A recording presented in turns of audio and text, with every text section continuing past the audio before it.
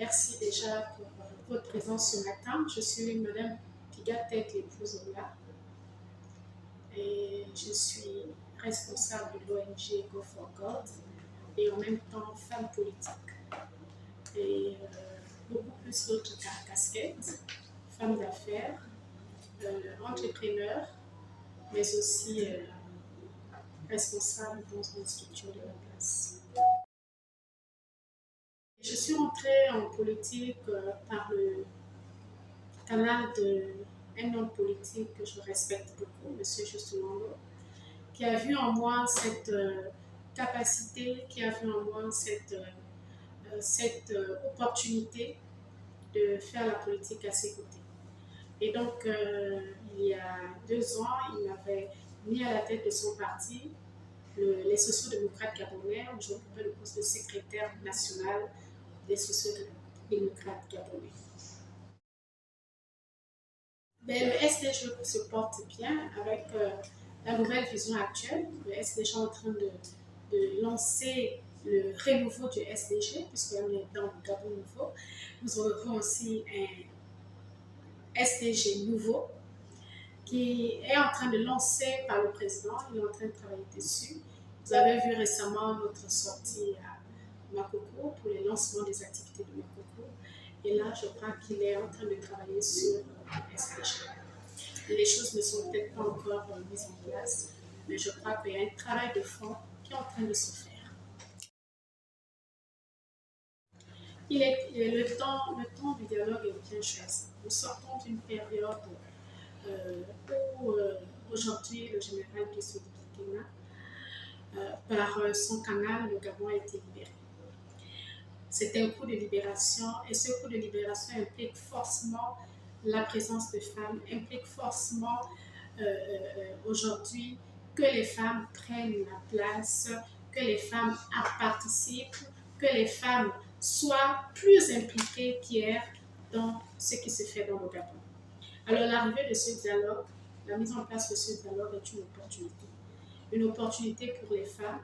Et vous avez vu que nous rendons gloire à Dieu parce que dans tout ce qui a été fait, les femmes ont été mises au centre.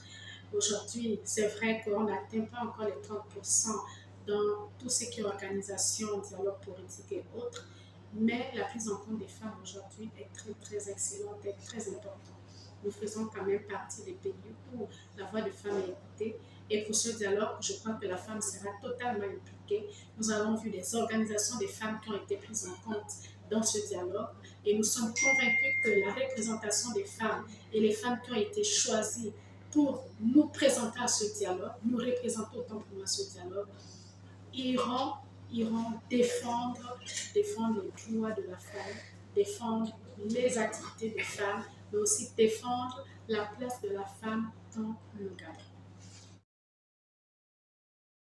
Les femmes de la CB Bicolo sont en train de s'organiser. Il faut dire que notre localité a beaucoup été, je ne vais pas dire marginalisée, mais a eu beaucoup de difficultés à réunir les populations de la CB Bicolo. Et aujourd'hui, nous avons créé une dynamique des femmes qui va réunir donc toutes les femmes de la CB Bicolo, non seulement les femmes de la CB Bicolo, mais les jeunes, les hommes et les femmes. Particulièrement, les femmes sont réunies en dynamique. Et cette dynamique, nous sommes en train d'organiser de façon à ce que la CB Bicolo, notamment la commune de Kondja, soit unie. Au-delà de tout ce qu'il y a eu comme difficulté politique, parce qu'il faut dire effectivement que c'est la politique qui a plus ou moins détruit la localité de la CB Bicolo. Il y a eu trop de leadership politique.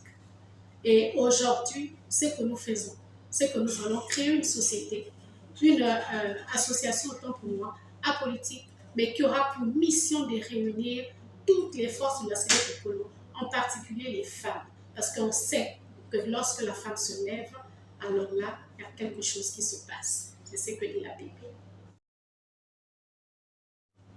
Je suis convaincue que ce coup de libération va aboutir à un Gabon nouveau. Ce Gabon que nous avons tant rêvé, ce Gabon que nous avons porté dans nos prières. Et je me rappelle que lorsque ce coup de libération est arrivé, j'étais à l'île Maurice à une conférence, mais c'était pour moi une fête. Lorsqu'on a annoncé que les militaires n'ont plus le pouvoir, tous les Gabonais sont sortis dans la rue. On a vu l'espoir sur le visage des Gabonais. J'aimerais simplement que le général Oligui ne puisse pas tomber dans les erreurs du passé. Qu'il reste réellement le libérateur.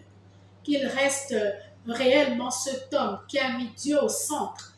Parce que le premier groupe qu'il a reçu après ce coup de libération, ce sont les hommes de Dieu. Cela prouvait suffisamment qu'il voulait mettre Dieu au centre de toutes choses. Et nous voulons simplement qu'il continue. Et avec ce dialogue politique, il a encore mis Dieu au centre du dialogue politique.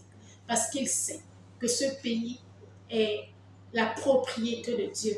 Ce pays, le Gabon, ne peut pas marcher sans Dieu.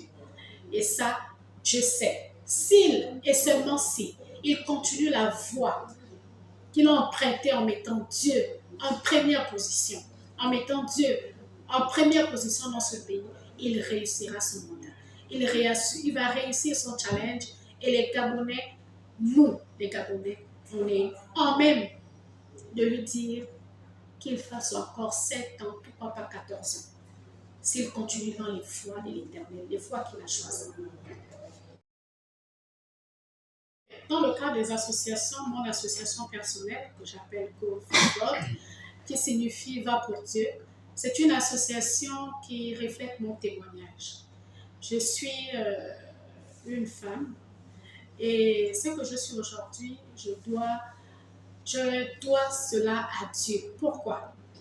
Parce que je ne vais pas faire mon témoignage maintenant, mais c'est dire que j'ai été sauvée des eaux. Fille à 16 ans qui fait un enfant et qui abandonne ses études par la grâce de Dieu, qui revient et qui continue brillamment ses études en obtenant son bac et aller étudier à l'étranger dans des écoles supérieures.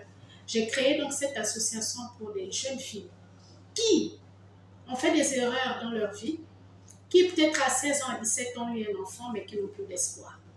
Aujourd'hui, je veux redonner de l'espoir à ces jeunes filles. Faire vivre mon témoignage, dire à ces jeunes qu'il est possible d'avoir fait une erreur, mais de réparer cette erreur. Ce que je suis aujourd'hui, parce que j'ai eu des gens qui ont permis à ce que je répare cette erreur. Et j'aimerais donc aujourd'hui faire un appel à toutes les jeunes filles qui n'ont plus d'espoir parce qu'ils ont eu un enfant, qui n'ont plus d'opportunité pour continuer leurs études parce qu'ils ont eu un enfant, que je suis là pour eux. De la même manière que certains ont été là pour moi, je vais les aider à non seulement à continuer leurs études, mais les aider à entreprendre. Parce qu'aujourd'hui, j'ai des outils et j'ai des capacités pour les aider. Et donc, c'est dans ce domaine-là que je veux agir, dans ce cadre-là que je veux agir, aider ces jeunes femmes à retrouver de l'espoir. Le mot de fin, c'est pour dire qu'aujourd'hui, nous avons une opportunité au Gabon avec ce coup de libération de s'exprimer. Et donc, j'invite toutes les femmes, toutes les jeunes femmes à s'exprimer. Et comme je le disais, nous avons aujourd'hui des plateformes et des opportunités qui nous permettent aux jeunes Gabonais, aux jeunes Gabonaises de faire quelque chose, on n'attendra pas simplement les nominations par le CTRI, mais l'économie aujourd'hui est ouverte, les associations sont ouvertes, les organisations non gouvernementales sont ouvertes. Aujourd'hui, on peut exploiter ces éléments-là pour que les Gabonais aillent de l'avant et que nous, on soit aussi capables de se représenter dans le concert des nations.